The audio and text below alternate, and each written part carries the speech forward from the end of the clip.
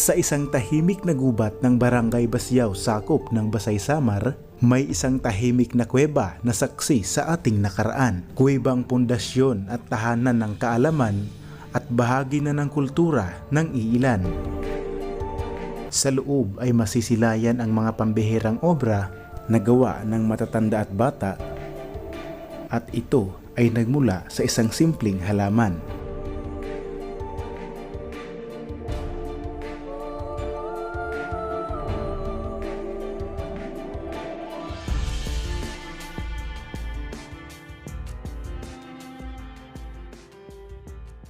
Nangangahoy kasi ako. Isulan ko na. Ako, lalaki babae. Sa pagitan ng Marabot at Basay Samar, matatagpuan ang isang makasaysayang kuweba kung tawagin ay Saob Cave. Isang kuweba na hindi lang basta pasyalan, ngunit pundasyon ng kaalaman. Dito po kami gumagawa ng mga banig. At ang kuwebang ito ay binabalik-balikan araw-araw ng iilang residente ng Basiaw ng Basay Samar para sa mahalagang ginagawa nila. At sa loob ng kuwebang ito, makikita ang mga nakakalulang ganda ng kakaibang obra na gawa pa ng mga bata at matatanda. Ngunit sino ang mag-aakala na lahat ng mga bagay na ito ay nagmula pala sa isang simpleng damo?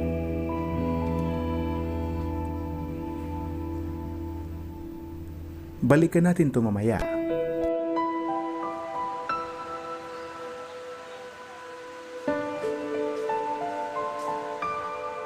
Pero ni anong gagawin natin ngayon?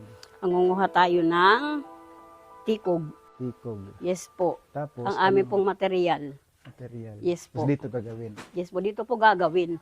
Dito po, meron po kasi kami ditong demo farm. Oo. Dito po kami kumukuha. Pag may nagpapademo, dito po kami kumukuha.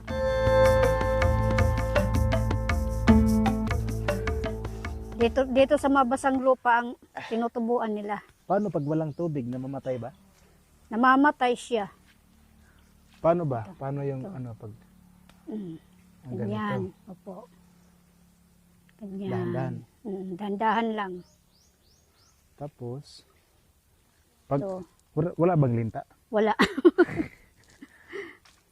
Okay na ba? Pwede na. O ganito. Opo. Pwede na to. Anong gagawin, te? Bubularon. Ito. Ano to? Ay, pakulo. Dito Papakuluan tayo magkukulay ng tikog. ng tikog. Anong gagawin dyan? Bibila dito. Bibilad. Opo. Tapos, Tapos pag matuyo na siya, puputulin ito. Ano po dito? okay na. Puputulin na. Puputulin na yung bulaklak. Nakakuha na kami ng aming material. Ibibilad po namin to ng 3 days. Depende po sa araw. Ang tikog ay isang uri ng damo na karaniwang matatagpuan sa mga tropikal na rehiyon ng Asya. Lalo na sa Pilipinas, kilala ito sa mahaba, matibay at makintab nitong mga tangkay na ginagamit sa paggawa ng iba't ibang produkto. Pag natuyo na po, magsasizing na po kami. Pagkatapos po ng sizing, pagsusup ang tawag doon, pag-sizing. Pagkatapos po, puputulan po siya ng bulaklak o bunga. Sa loob ng Saob Cave ay makikilala ang grupo ng kababaihan kung saan sila ay binubuo ng Banwa o Banig Native Weavers Association at sila ang nangangasiwa sa paggawa ng ganitong kakaibang obra. Sa kanilang asosasyon, ang una kong nakilala ay si Nanay Lonela Gakutno. Sa paggawa ng obra, maraming proseso ang kailangang gawin. Kabilang na dito ang pagpapakulo ng tubig sa kaldero at doon papakuluan ang tangkay ng tikog gamit ang makulay na powder. Ayon sa kanila, kailangan daw kung ilalagay ang tangkay ng tikog, kailangan mas malakas ang kulo ng tubig.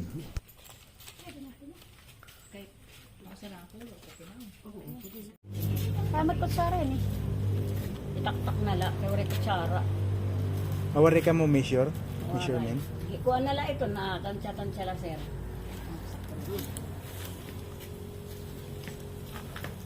Ano tiya color?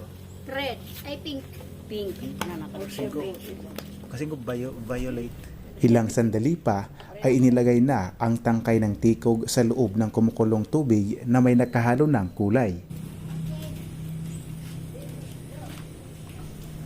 Para mas masiguradong makulayan lahat, kailangang ilublob pa ito sa ilalim ng tubig.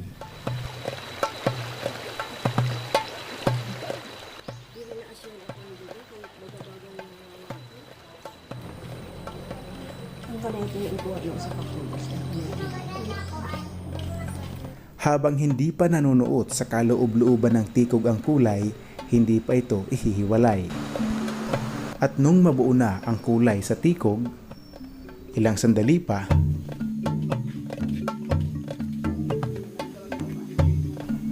dinala ang pinakuloang tangkay para mahugasan sa running water sa kadahilan ng hindi makadikit sa kamay o sa kulay ng damit ang kanyang kulay na nanggaling sa pinakuloang tubig. Kasunod ay ibibilad naman ito sa araw para matuyo.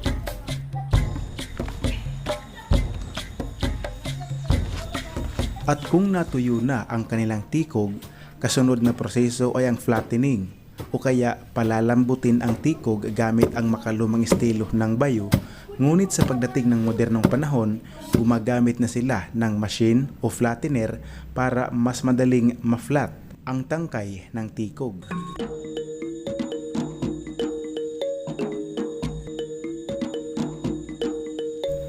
Kasunod na proseso ay ang tinatawag na paglalagot, isang paraan para mas maging malambot ang bawat tangkay ng tikog.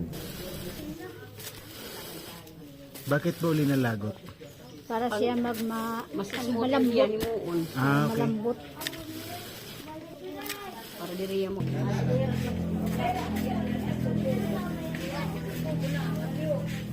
Ano ang ibig sabihin ng saob?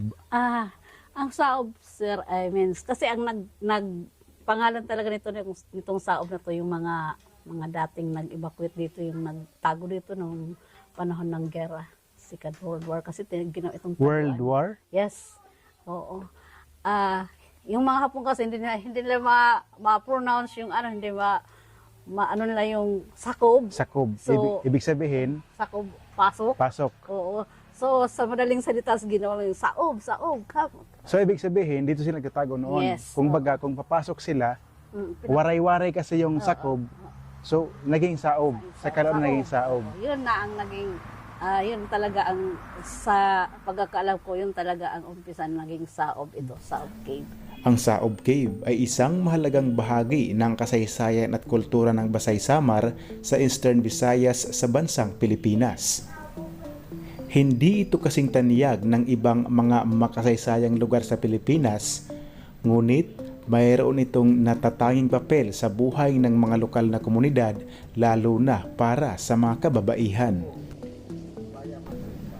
Ang kuwibang ito ay isang natural na limestone formation na nag-aalok ng malamig na kapaligiran. Sa loob ng maraming henerasyon, naging isang mahalagang lugar ito para sa mga banig weavers o mga paraglara sa lokal na dialekto. Ang lamig na temperatura sa loob ng kuweba ay mainam para mapanatiling malambot at madaling ihain ang pangunahing materyales sa paghahabi, ang tikog. Bakit saob yung napili yung lugar para sa working area ng tikog imbis na sa bahay? Dahil ang saob ay isang malamig na lugar, kita mo naman malamig dito. Saka yung material talaga namin ay kailangan yung malamig na lugar. Kasi pag nasa labas kami, lalo na ngayon mainit, nag-brittle kasi yung tikog. Kaya tendency madaling maputol. So, buti na lang, yung mga kanunuhan namin, ano nila ito. So hanggang ngayon, ayun na, sinusunod. Dito kami nagagawa. Sa lugar na ito, nakilala ko ang mga batang sa murang edad ay marunong nang maglara. Sino yung nagturo sa iyo yan? Wala, ako lang po. Wala. Opo, Saan ka natuto niyan? Kanino? mama. Sa mama mo. Bawat disenyo, pinong-pino ang pagkakatrabaho at pinupusuan ang kanilang ginagawa dahil ito ay gawang kamay. Bakit mahalagang ituro ang paglalara mula sa inyo patungo sa mga bata? Kailangan sir kasi ang purpose na para hindi maputol ang kultura namin at saka yung paggawa ng banig. Oo. Yan, para maisalin namin sa susunod ng mga henerasyon. Kaya tinuturuan namin sila. Pag natapos yan, anong klaseng ano yan? Divider. Pang-divider? Ipapagawa. Papagawa. Una kong natutunan, maglara. Tapos, pangalawa, magpugo. Tapos, nagtuloy-tuloy na. Gumawa na ako ng wallet, mga placemat, ganun. Hindi katulad ng ibang mga bata, ang mga batang tulad nila Jane ay abala sa ipinamarang kultura ng kanilang mga ninuno. Pag natapos to, yung ginagawa mo, pag may bumili niyan, magkano yan? 400. 400. Depende sa magagawa. Kung dalawa, 800. Tapos yung 400, ibibigay ko doon kay yung naggawa ng product. Kasi wala pa yung bayad kung hindi pa babayaran. Depende kung babayaran mo na agad. Bale yung 400, ilan yung napupunta sa'yo? 350. 50. Kasi yung 100 ibibigay ko kay mama. Pangbili ng bigas. Yung sa'yo, Baon, 50. hindi ba dapat walang pasok? Diba? Pag walang pasok, sa mga edad niyo, dapat naglalaro kayo. Ayaw namin eh. Bakit ayaw? Kasi mas gusto namin dito eh. Kasi parang, 'di ba, bukas meron na naman pasok kaya hindi kami naglalaro. Ano po ang masabi niyo sa mga bata na sa murang edad ay nakakagawa na sila ng mga tulad nito? Basta ginagawa nila ayon sa kalooban nila, hindi pinipilit sila ng kanilang mga magulang. Oo. Kasi baka mas gusto nila maglaro tapos gumagawa pala sila ng ganyan. So kailangan mag-enjoy sila sa ginagawa nila. Di ba masaya maglaro? Opo, masaya Pero mas masaya pag naglalara. maglalaro kaysa sa paglalaro. Opo.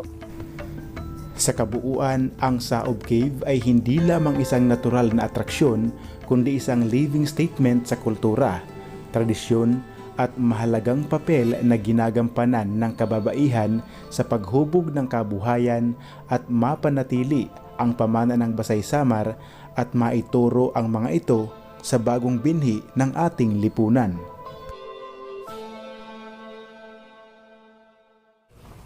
Anong masabi niyo sa mga bata na tulad niyo na gustong matuto sa ginagawa niyo? Pumunta lang sila sa Saob, tapos magpaturo sila dito sa amin. Kaya niyo na ba magturo sa kapwa kabataan? Opo, Anong kaya niyo ituro sa kanila? maglara. Maglara. Opo. Sa paglipas ng mahabang panahon, ang kuwebang ito ay naging saksi sa kanilang kultura at kasaysayan. Ilang taon ka nung natuto kang maglara? Nung matuto ko dito maglara, na edad ako ng 19. Kasi hindi naman ako taga rito, taga Bicol ako. Pero ang nagturo sa akin, bata na nag-grade 2. Bata na grade 2? Opo, ang nagturo sa akin. Kasi Bata ka pa noon? nasa 9 anyos. Sa loob ng mahabang panahon, ang kanilang grupo ay walang sahod galing sa gobyerno dahil umaasa lamang sila sa mga turistang bumibili ng kanilang produkto. Paano naman nag-generate ang income nyo dito? Paano kayo nagkaka-income? Pag may bisita kami na marami, may bumibili ng bag. Pag nabilan kami ng 1,000, babawasan niya ng 150. Yung 150, nasa asosasyon yung 50, yun 100 para sa aming mga naka-duty dito. Paghahati-hatian namin yan. Kung marami din kaming paghahati-hatian. Kung wala, minsan nauwi kami talagang wala. May mga namimili ba dito na humihingi pa ng tawan? Opo, Opo, marami din. Pero pag nakakakuha na sir sa pagproseso ng paggawa ng banig, ay, pag nala daw tayo tumawad, ang hirap pala gawin. O, hindi na sila tumatawad. Pero mahirap talaga gawin ang paggawa ng banig. So mas maraming bumibili, mas malaki yung pag nagiging pondo para sa inyong mga nagtatrabaho. Opo, kay may uuwi ka na kuan na pambili ng bigas, pangkapi-kapi. Pero pag may product kami na nabibili, malaki din ang nakukuan sa amin dahil bawat isa sa amin kung may product na nabibili. May napagtapos ka na? Marami na. No, itong kuan na to, 2 na graduate ko. Dahil sa tikog. So, kuan lang, dahil dito sa Tikog at saka tiyaga ng mga anak ko. At isa sa mga napahanga sa kanilang mga produkto ay ang mga banyaga. At sila din ay bumili ng maraming obra sa asosasyon ng Banwa. I will put this one inside her big bag. Perfect. Okay. Wow, beautiful. And the bag ng floor. Anay, 3,600.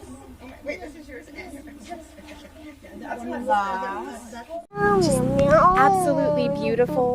The amount of effort and creativity to go into these is just amazing. It's absolutely beautiful. I'm so very excited to bring these home and share. In the scale of 1 to 10, how will you rate this product? 11. Yes, just amazing. And everybody's so just nice. I love it. Ito, tinatawag namin sinamay. Kami lang ang naggagawa ng pattern. Ito naman, tawag namin embroidered kasi na-embroidered na siya. Bali, dubli na ang material niya. Ito, yano, dahil walang kulay. Ito, sinamay dahil may kulay. May kuan na, mayroong design. Ito, binordahan dahil may ibang kuan na siya. Na parte ng may ibang dubli na ito ang gawa. Gawa ini na ang hilito na product na laptop bag. Ini na usa na kuan kanjinjin ini. Ang kang Clowin, ay nang kang Clowin din eh. Adi, kang Clowin ini. Kanjinjin, kang Clowin. Gaano kahalaga sa iyo ang tikog? Mahalaga sir kasi malaking tulong sa amin para sa aming kabuhayan, lalo na dito sa amin yung kababaihan marunong magawa ng banig. So mahalaga talaga ang tikog sa amin. Ano sa buhay mo ang tikog? Parang kaagapay na sir, parang Kakambal na. kakambal, katulong. Hatag inihang bisita, ha? Yes, ma'am. Oh. Dalawa, 1,000. 2,000. 3,000. Ilang metro lang ang layo mula sa Saob Cave, bilang patunay sa kasaysayan, matatagpuan sa likod ang mga buto ng mga sinaunang tao. Napansin ko dito sa likod ng Saob Cave, mayroong kuweba na maliit na may mga santo. Ano to? Ito ay panataan. Kumbaga, panataan sa Tagalog. Dito ay sa Waray-Waray ay panaaran. Bakit tinawag na panaaran o panataan ng mga tao? Dito kasi pag may mga sakit na nakakaramdam ng sakit dito, tumitirik ng kandila. Maupay na aga mga kaapuyang ko, adi nagkukang kami. Tagihin maupay na kuan din eh. Nain bablag niya para man inihamom para man iyo. Kailangan ba pagpapasok dito mananabitabi tayo? May tabi-tabi po. Bakit po merong santo? Kasi yung santo, mga donate lang yan ng mga nag-i-erma na dito. Tapos yung nagbibisita dito, nakikita nila yung santos namin, putol na kaya nag-donate sila mga santos. Pero yun ang mga santo, galing yan sa Sulangan, kung saan-saan na lugar. Maliban sa santo, ano pa yung iba makikita dito? Yung makikita dito yung mga sinaunang buto Buto ng na sinaunang tao. mga tulad natin? Mayroong baga oo, parang ganun. Pero Ang sinaunang tao, mahahaba sila. Asan Noon. yun? Nandito yun sa, itong nakalagak sila dito. Sa loob ng puti na yan? Oo, sa loob niya yan. Pwede bang tingnan? Oo, mapinaga mga kaapuyan ko, mahiling hira. Ayon sa kanya, sagrado ang lugar na ito, kaya bawat galaw sa aming pagpunta ay humihingi ito ng pahintulot. Asan po yun? Ito po siya. Ito, taon-taon namin ito, papamisahan. Ito sila. Noong hindi pa nagyulanda, ito ay puno dito. Akala namin noon ay na-was out ito, pero sa kuan hindi ito na bawasan. Ito, kumunti na lang ito dahil natutunaw sila. Lutunaw. Oo. Kasi noon malalaki yan eh. Hinahawakan ba yan? O pwede hawakan mo, hindi naman sila kuan. Ito sila. Sige nga, ikumpara mo nga sa ano mo, sa binti mo. Sa binti ko. Mahaba eh. Oh, mahaba. Ano? O nga no. Mahaba. Mahaba sila eh. Paano natin masasabi na ito ay nanggaling sa mga sinaunang tao? Kasi ang mga kuha nila, ang mga pangalan nila na babanggit dito, yung may mga pangalan nila si Kagingking, si Bunga Kadalugdog, ganun ang mga pangalan nila. Oo. Meron tinatawag na basta maraming na kuan may Saan to nanggaling? Dito lang mismo? dito sa mga ganyan. Yun yung bungang sakit yan, yan. Bungang sakit yan. Bungang, ano yan? Bungang sakit yung kuan sa Magallanes, yung hiningi ng mag-asawa na magkaroon sila ng anak. Iyan si ibungang sakit. Tao Parang- yung tao? Oo, tao, pero yung ang pinakamaganda ng babae habuong basay. Nasaan? Wala na. Nasaan Kasi yung- kinuan siya, yan, ang kuan niya, yung, ano yun? Yung kuan ng, Buto rin ba yan? wala na dyan, dinagay na. Yung dyan sa, inilagay nung mamatay siya. Dyan siya nakasiksik. dyan. Oo. Diyan nakasiksik? Oo. Ang tinatawag yan si bungang sakit kasi hinahabol sila ng Moros galing sa Mindanao kasi tumago siya nga doon sa Mindanao hanggang bumalik siya, nakakabayo lang siya. Oo. Ang sabi ng biyanan ko, itong nakakuan dito, ito. Mayroong, itong pagdating nila dito, itong drawing na ito ay sila yan. Ito, si bungang sakit. Ito. Iyan, ang kabayo daw tingnan, parang hugis kabayo. Kung baga makukuan. Ginuhit daw yun nung kasama niya nagligtas sa kanya. So, bale, lahat ng buto na yan, Mga, nung dito ma-interview, nanggaling sa sa lugar mga na to? kuweba na yan. Ilang sandali pa ay may gusto pang ipakita si Nanay Leonela sa akin, ngunit tila pinagbabawalan kami ng sagradong lugar. Sa mga sulok kung saan kanyang itinuro ang pinaglagyan ng mga labi ng mga sinaunang tao, hindi na nagkaroon ng ilaw ang aking cellphone. Isang hudyat daw ito na hindi sila pumapayag na ipakita ang lugar na kanilang huling hantungan. Doon, maraming butas yan dyan. Napaparong ng flashlight. Napaparong. Din pagkitaon. Dito kang bungang sakit na Napaparong. ayaw, So, padayon. hinto na tayo? Diri, okay lang kung maparong ang pag-ismat, di da ayaw. Oh, hindi gumagana yung flashlight. Ayaw na diri adahira. So, hinto na tayo?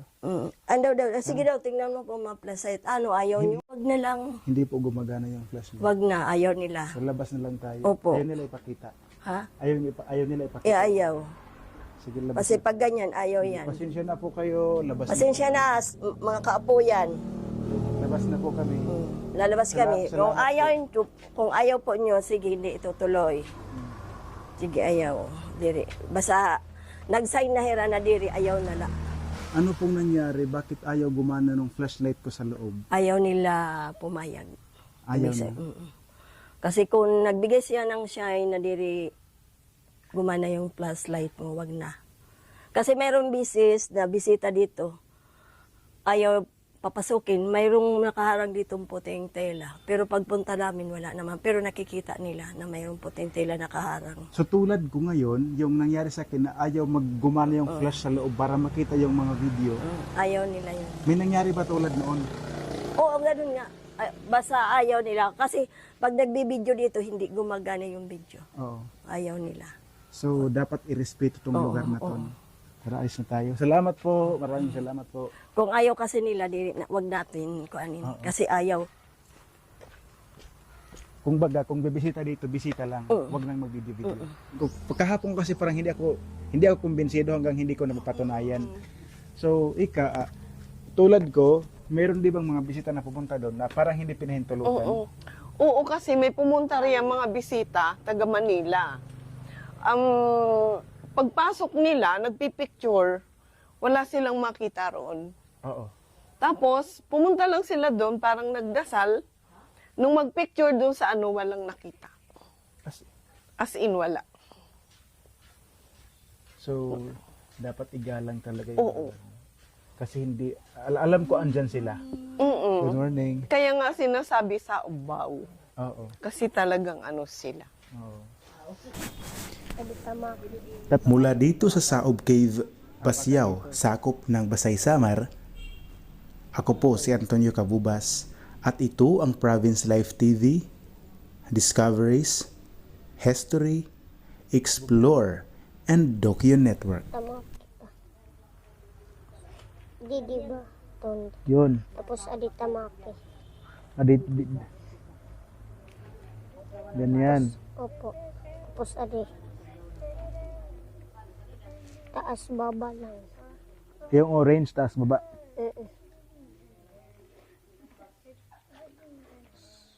Ito hindi na. Ito lang. Tapos yung kasunod, Hindi na ito. Ito na lang. Ito lang.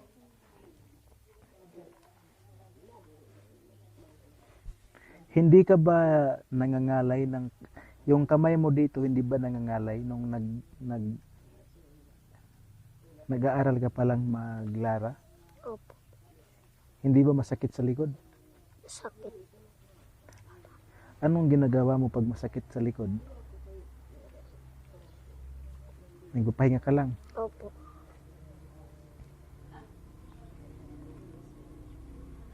Di man sir. Oh, ito. Okay na. Yung pula na pangalawa siguro. Tapos yung green. Ito. Tapos Ito. Tapos ito. Tapos ganun na. Tapos panibago na naman. Anong kulay? Pink? Anong gagawin? Yan. Ako. Paano ba? Ito is Cross?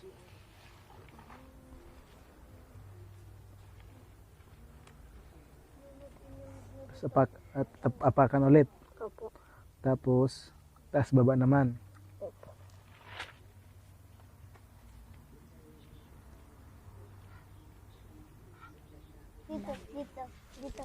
Dito.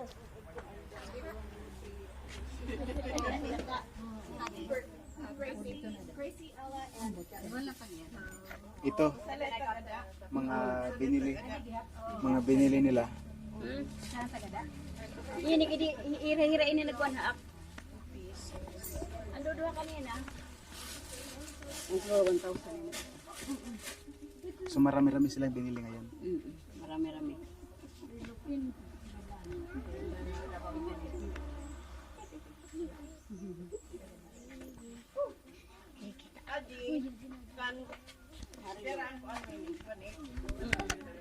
Yes.